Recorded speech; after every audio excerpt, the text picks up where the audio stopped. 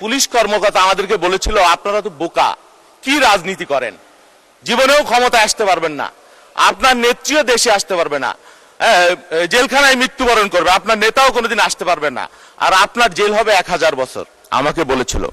তা আমি বললাম কি কারণে ভাই? কয় দেখেন না, হাসিনা আমাদেরকে সব উজাড় করে দিয়ে দিছে, ক্ষমতা দিছে, অর্থ দিছে, বেতন দিছে, বোনাস দিছে, যা চাই তাই আমাদের দিয়েছে, স্বাধীন করে দিয়েছে, আমরা তারে ক্ষমতায় রেখে দিছি, আপনারা আমাদেরকে কি দিয়েছেন?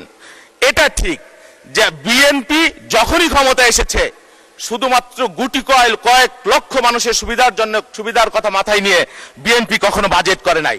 বাংলাদেশের প্রান্তিক মানুষের কথা চিন্তা করে তারা বাজেটের চিন্তা করেছে এবং সব সময় দিয়েছে। এই বাজেট সবচাইতে বড় কথা হলো এই বাজেটে শিক্ষা এবং স্বাস্থ্য খাতকে সর্বোচ্চ অগ্রাধিকার দিয়েছে মাননীয় স্পিকার।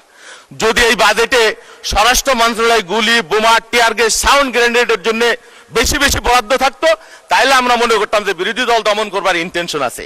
একটা ইন্ডিকেশন তো আছে, কতগুলো সামাজিক সুরক্ষা খাতে 1,43,000 কোটি টাকা। এটা শুধু বিএনপির মানুষের জন্য তো না মাননীয় স্পিকার। আমরা খেয়াল করলাম যে শিক্ষা খাতে বরাদ্দের মানেটা কি।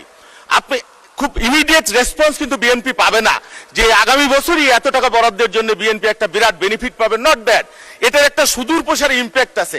ধরেন আমাদের অর্থনীতি যদি ডিস্ট্রয় হয় আমরা সেটা রিকভার করতে পারি কোনো না কোনো ভাবে, আমাদের গণতন্ত্র যদি ডিস্ট্রয় হয়ে যায় সেটা আমরা রেস্টোর করতে পারি কোনো না কোনো ভাবে, কিন্তু আমার জাতি, আমার এডুকেশন যদি ধ্বংস হয়ে যায় সেটা তো আমরা রেস্টোর করতে পারি না।